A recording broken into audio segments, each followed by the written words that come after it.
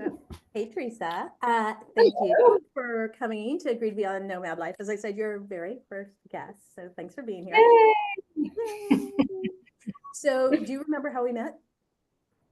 Oh my gosh. I think we met through a common friend who either lived in San Francisco or New York. I don't remember who it was or how it I happened. remember, I remember very, very detailed. Like, it's weird. Like, it was a San Francisco friend. I was moving to New York. They're like, you have to meet up with Teresa. You're gonna love her, which I obviously do.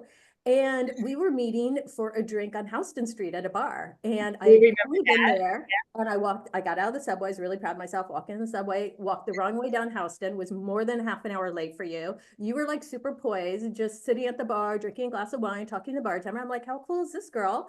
And then I came in and you're like, finish your glass of wine. You're like, I'll see you. I was like, but I just got here. She goes, I know, but I was here. You were like, yeah, I was here, but there. And so I kind of begged Did you I to, say that? yeah, you did. No. You left me. Did You, I?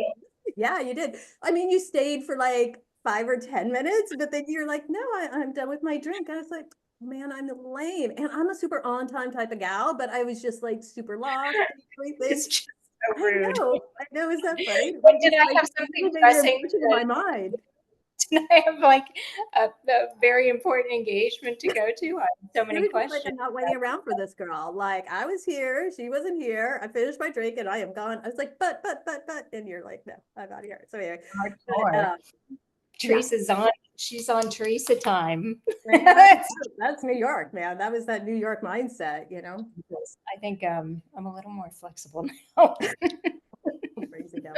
Aren't we all? I Aren't would we wait all? and have another drink with you. Yeah, exactly. I know you're like perfect. It's Perfect. terrible. Oh I my know. It God. was funny. Like I said, it's like Oh in my God. mind, you made an impression. There's But there's things. Yeah. No, it's all right. I was what I gonna think is kind say, of funny is that like we were there in New York in our early 30s, living the life, let's just say that, because we all know where the bodies are buried. yeah, And then like now we're living a similar lifestyle, like 20, like literally 20 years later. I wouldn't say how many that's years crazy. ish. And we're both living this nomadic lifestyle, which is so weird, right? Like how we've kind of both come full circle, like in our own little journeys, and they're kind of overlapping again, which I think is kind of cool. Yeah, yeah. Well, I think people that are they come from just say cut from the same cloth. I think they usually generally kind of follow similar kind of lifestyles and perspectives on how to live, maybe as Uh-huh. well. Uh-huh. And Yeah, what is that cloth? Is it more like risk taking? I always think it's a little more risk taking, a little more like adventuresome. I think adventuresome. Yeah, maybe not so much. I never thought of moving or traveling as particularly risky, just kind of something new to see and explore and yeah, enjoy. But I think it's more of if you're, I think I grew up like both Paul and I think the reason we're both okay with doing what we're doing is, growing up, both of our families moved a lot, right? His dad was a bank manager. They moved every 3 years or so. You know, growing up before I was eight or nine, we moved a lot. And so I was used to that as a kid. And then I think, as a, we'll say professional, I wanted to use my work to kind of move me to different places, and I knew when I grew up in Orlando, I knew that I wanted to live in a big city. I didn't know, Yeah. what it Explore was the going to city. be. Yeah. Yeah, New York was one, but that was kind of big and scary. And so when San Francisco, the Bay Area came up, I thought, okay, well I know a couple people there, Mhm. and I'll have kind of the promise of a job waiting Mhm. for me. So it was more of a soft landing or a softer landing. I had a roommate waiting for me as well. So yeah, anyway, I think it's if you're used to making those moves earlier in life and you kind of look forward to them, then you're probably going to continue it later on as well. You've been bitten Yeah. by the bug. Yeah, exactly. To travel bug. So tell me about you. You and Paul have your nomadic journey, which you've started. I don't know. Tell me about it. You started a year or two ago, maybe now. Yeah, I guess about a year ago, maybe a little less than that. Yeah. So I think we went over to Germany in August, is late August is when we went Mhm. and traveled around for a couple months. So I think that was the first experiment. Yeah. Mm-hmm. And what I love about Yeah. it is you guys are like super thoughtful about it, right? Like you went to Germany for a reason, and then you like, are where you are now for a reason. Like it's like actually very thought out, which is like I said, completely different for me. I'm a little more fly by the seat of my pants, but I love how like thoughtful you guys are about it. Yeah. Yeah. I mean, you mentioned that, a lot of you're very liquid. I think you mentioned previously, and we're not yet. So, I mean, there's certain things that have to kind of be put into motion before we can kind of do certain things. And so that's fine. I think sometimes it's a little frustrating. Like decided to stay in Melbourne an extra year because we had to sell the house and we wanted to be in Melbourne while that happened. And, I'm glad we did that, but it was frustrating because I did want to get here Mhm. um, a year ago. But it's fine. It's just the way it turned out. Mhm. Mhm. Mm. And it's funny when you said liquid at first, I'm like, oh, liquid, fluid. That's a new word for fluid, but like liquid actually in financial, Yeah, financially. that's right. Yes. Yeah, Yeah. yeah, yeah. And we're not quite there yet. I mean, we have balanced kind of like we have some liquidity and but still tied up assets and things like that, I guess is what Mhm. I'm trying to say. So Yeah. I know a lot of people have real estate. Like I have another really good friend in Australia as well, who's nomadic, who has an apartment in Sydney. She rents it out, and lives off the income from the rentals. Like a lot of nomads do that. yeah, I don't have any property anywhere, like you said, so I am a little bit more flexible and liquid and stuff. I did kind of think about getting some, but I'm like, no, I don't know where it yeah. would be. I have a lot of friends buying in Bulgaria, a couple of Oh, nomad hotspots. Yeah, Bulgaria is super nomad hotspot. Portugal, South Africa, some yeah. areas, but yeah, I like to keep my Mhm. as they say. But a lot of people Yeah. do. You do, but do you have real estate now, or you're completely? Yep, we've got a investment property. Mhm, Um, and so, in the next couple years, maybe we'll mhm. liquidate that. And yeah, and then we'll go from there. We'll see what we do. Is this the basis of the fire? Because you were the second person who really told me about fire. And the person also who's doing fire is Australian. So I wonder if it's like very hot in Australia more than anywhere else. Or I just could be just out of it and never heard about it. But do you Oh, know I mean, it's a about very fire? big community in the US as well. And yeah, but yeah, I mean, there are communities here in Australia that there's, blogs and podcasts and all of that are Australian based. Um, and and so I think with me, the way I found out that, as with most things in my life, that there's a term for what I'm doing after I've been doing it for a while. So I mean, like Paul and I, we usually tried to live off of one paycheck Mhm. and bank the rest or do whatever with the rest. Um, and I think honestly, there was no kind of and so I think there was one point in my life where, a couple of life events happened. I had some friends who were my age that had unfortunately passed away. One was a long illness, and another was kind of unexpected. And sudden. So it's kind of like you start kind of questioning, all right, what's it all about? Do I want to report into the office for, um, you know, the X number of days that they need me there? Are you still there, Erin? Because you I'm were a here. bit. Yeah, you're Okay. frozen for a second. You're good. Yeah. Okay, good. And so, you just kind of start to question, okay, well, if we want to start kind of embracing our own decisions and less about the corporate stuff, how do we do that? How are we positioned? So I started digging into that and understanding our budget and understanding our investments and what we needed to live off of over a, 30-year period. So that's what I did. And I was like, oh, we're actually doing pretty well. So, hey, fancy that. Congratulations. Yeah. But, we were It's terrible when you do it and it's not that. And you're like, oh, it could be and better. then it's like, oh, geez, I got to work for another 15 years. And that happens. But I think, it made me kind of relax a bit and say, okay, so we've got options. And, I think the first steps I took, 5 years ago was, okay, I need to go down to less hours at work, more hours for me. Again, it's just, that if you think about financial freedom, I mean, the freedom that you get is your time. You get your own time back. And what you do with that is totally up to you. And that's disarming for a lot of people. A lot of people,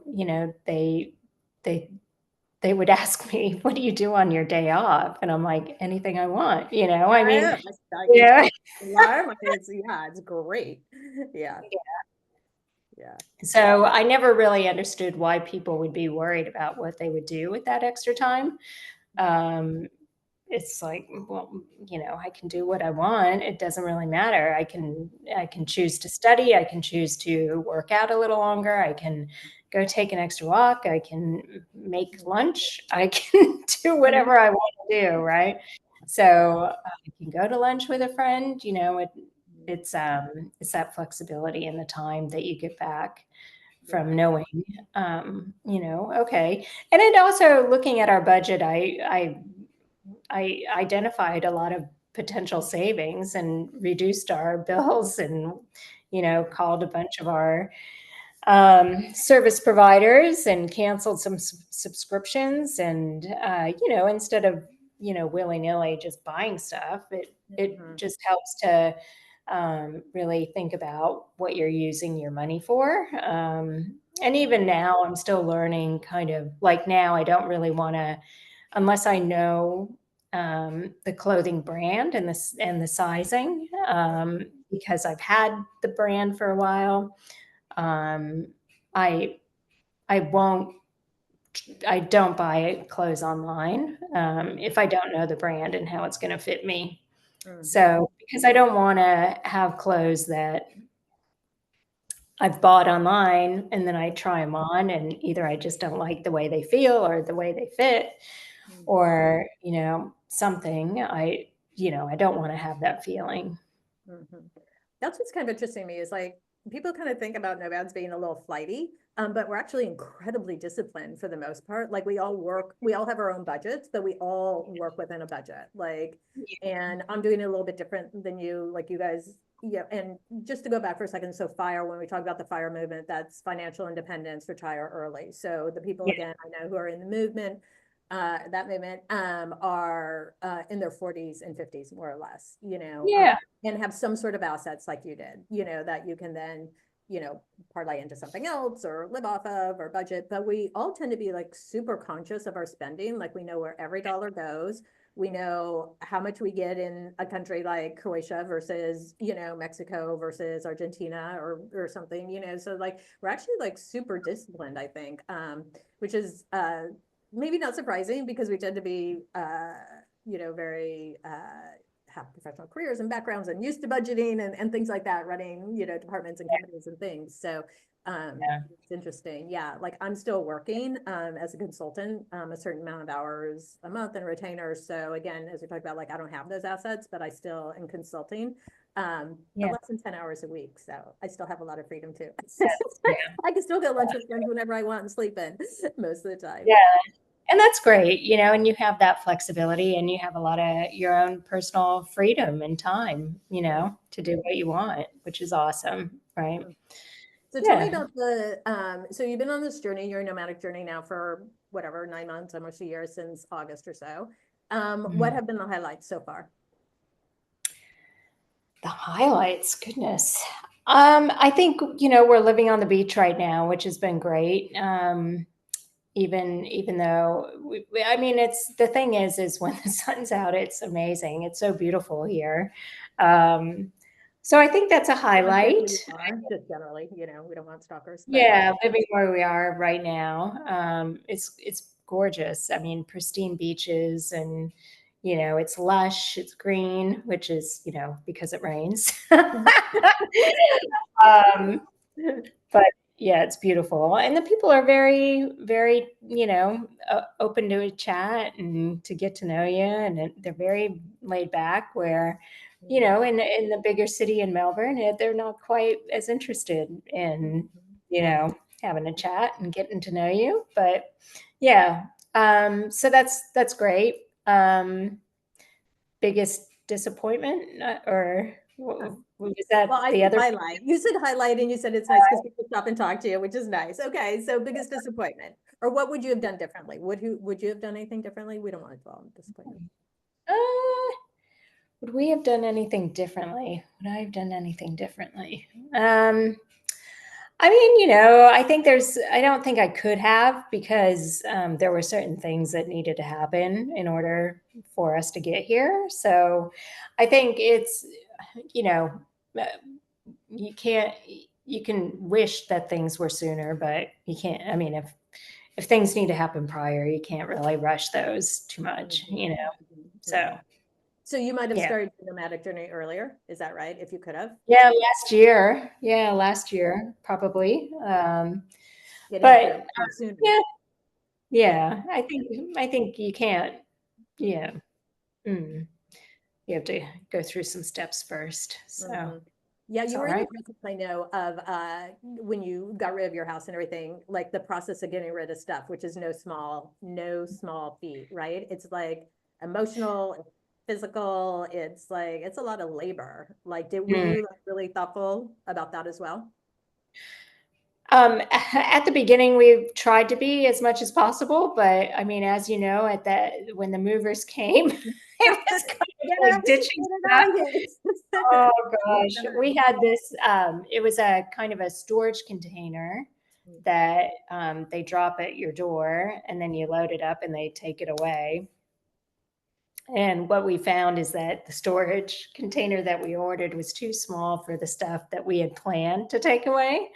So we needed to make some tough calls, and it just forced decision making, right? So I think, you know, luckily we were living in a building that where you could put your stuff that you didn't want anymore in a location, and Mhm. then a lot of times it Yeah, just disappeared. People took yeah. it, either people in the Yeah. building, or there were Upside. actually people that would go by and kind of Mhm. sort through it. And that happened. Also, our friends took a lot of our stuff. Yeah, Mhm. a large part of what we had, they also actually ended up storing. We've got stuff all over That's good. Melbourne. You just passed it along to them. Really smart. Really good plan. We have stuff at some trusted friends' homes all over Melbourne. So, thank God for that. But Yeah. I think, look, that we've lost some furniture that maybe we didn't want to, but also at the end of the day, it's really, you know, not Just that big of a deal. yeah. You know. I found the hardest part when I did it, because I had been a minimalist before I became a nomad. I was minimalist, which kind of goes hand in hand anyway.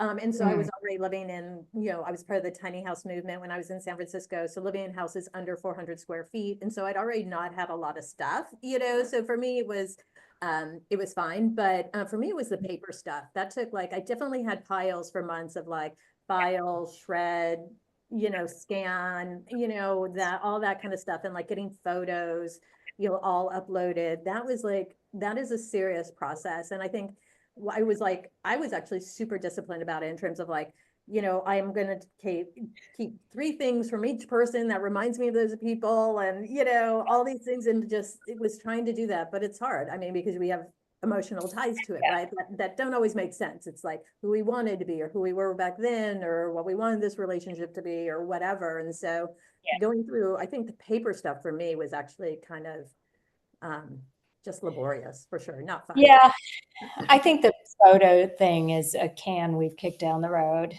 Yeah. a lot, and we've still kind of, we've got photo albums I and, actually sent them out. I sent them out, and at the time there was a place called Digital Pickle, and they would scan everything and they would send it back to you. I was just like, there's no way I'm doing this. I don't know. Might be an idea.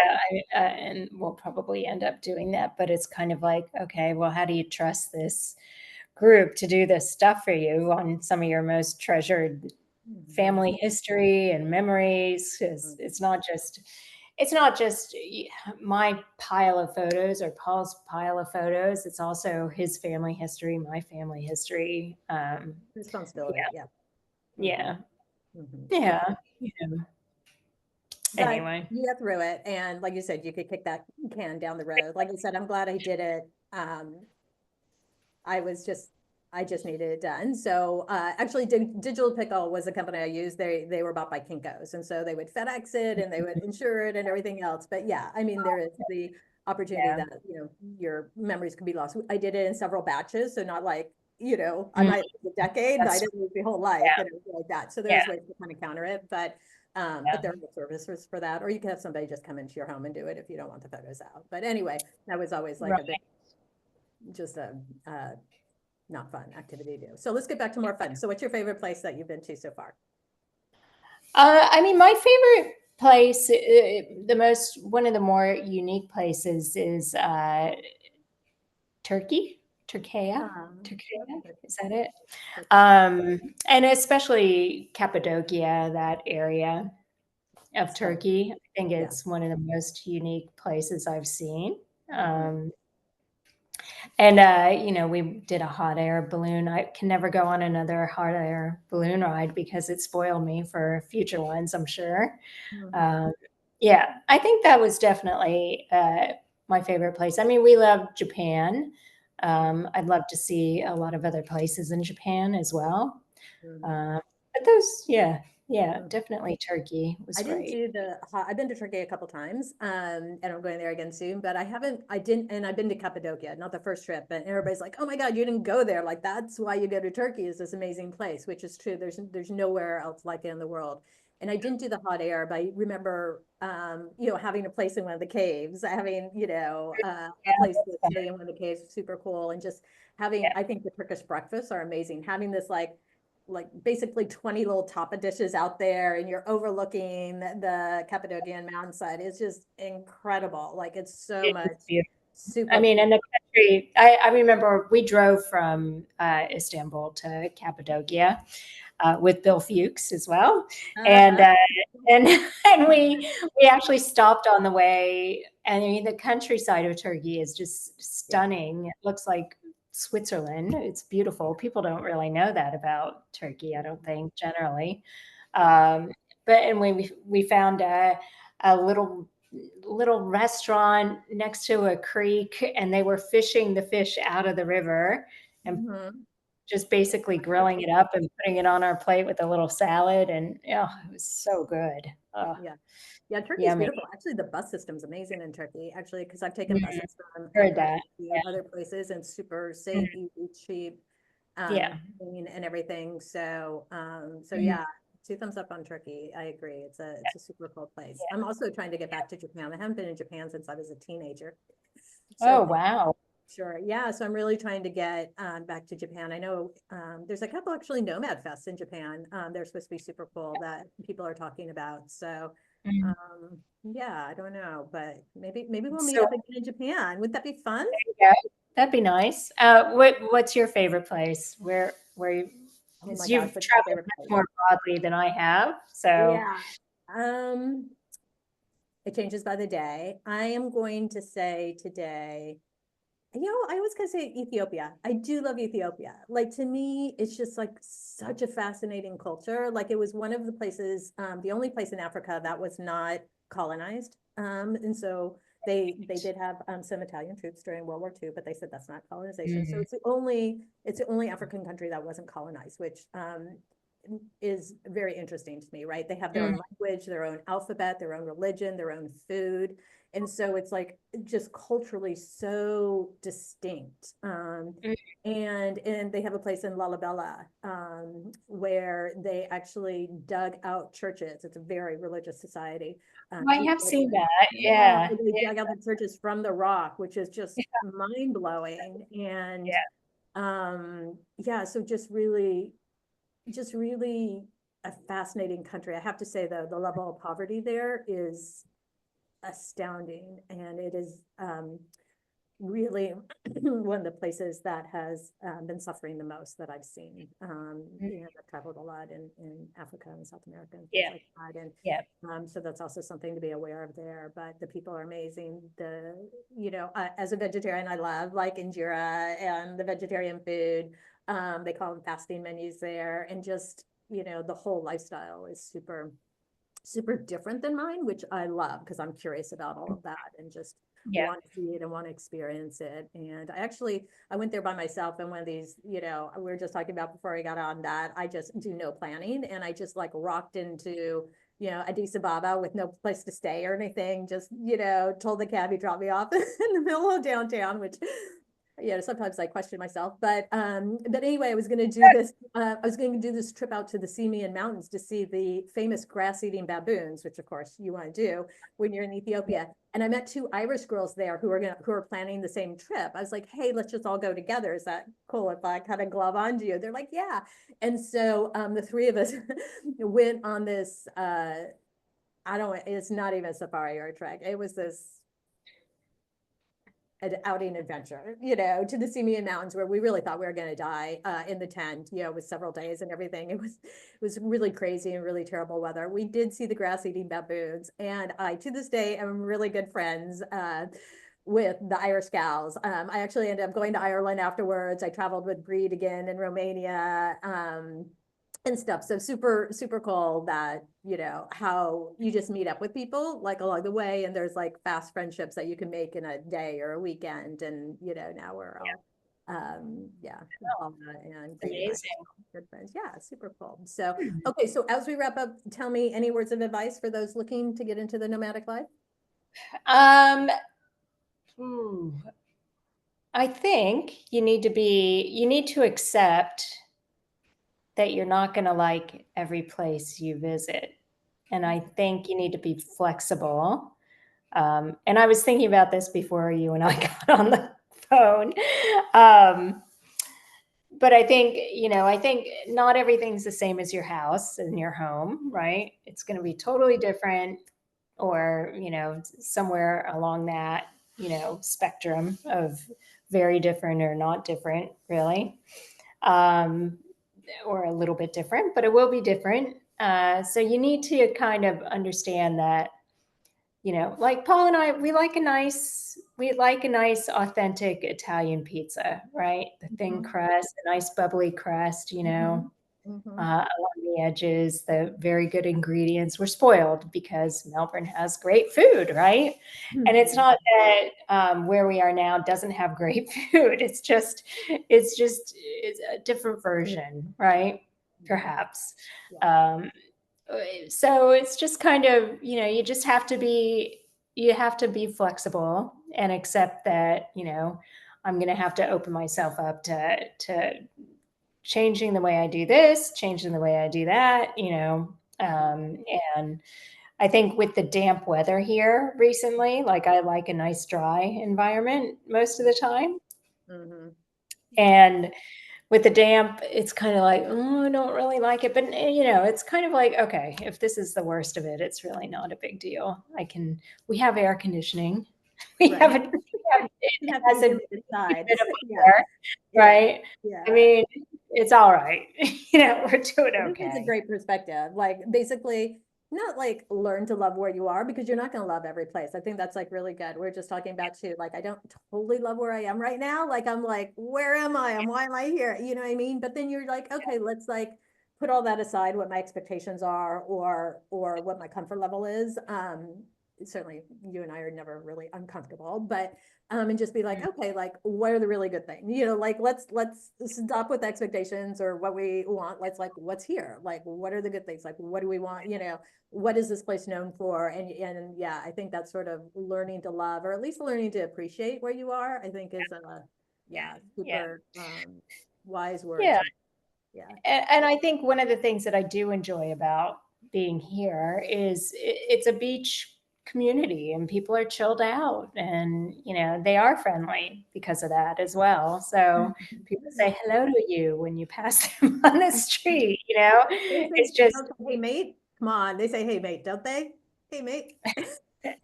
I might. Uh, yeah. So not really. No. Just, Okay. Once again, lose that expectation. Okay. really. Wow, yeah. Uh, So, Yeah, but yeah, I mean, there are things to enjoy wherever you are. Most of the time, unless it's really dire, and that doesn't really leave. happen too. That's also good about if it's really dire, you leave, right? It's also Yeah, good about that, yeah, right? yeah, So, yeah. That's right. mhm. Yeah, Well, thank you so much. So appreciate you sharing your journey with us and all of that. Yeah, can't wait to stay in touch. Can't wait to meet up in Japan because I think I'm going to try to make that happen. I don't know. I know. Why not? yeah. Although, I think we should. I think I'm ready to expand beyond the general areas of Japan that people explore. I haven't been to Osaka yet, though, and I'd like to do that. I'm dying to get to Okinawa. Want to go to Yeah, Okinawa? I'd love to do that too. My niece actually interned in Okinawa one year. Perfect. We have friends Because there. Friends of she, friends. oh, okay. She I graduated mean, your niece. I mean, a your hos- nieces are friends of friends. I know. Well, that'd be fun. Yeah, she probably still has friends that are there as well. Yeah, she worked at a resort in Okinawa because All right, a good. lot A of discount too. Friends of Japanese. friends and a discount. It's all coming together all of a sudden. So, Yeah, yeah, go. That'd be all right, great. Actually. girlfriend. All Thank right, you so excellent. much for being on, and we'll catch up soon. All right, thanks, Erin. Bye, Teresa.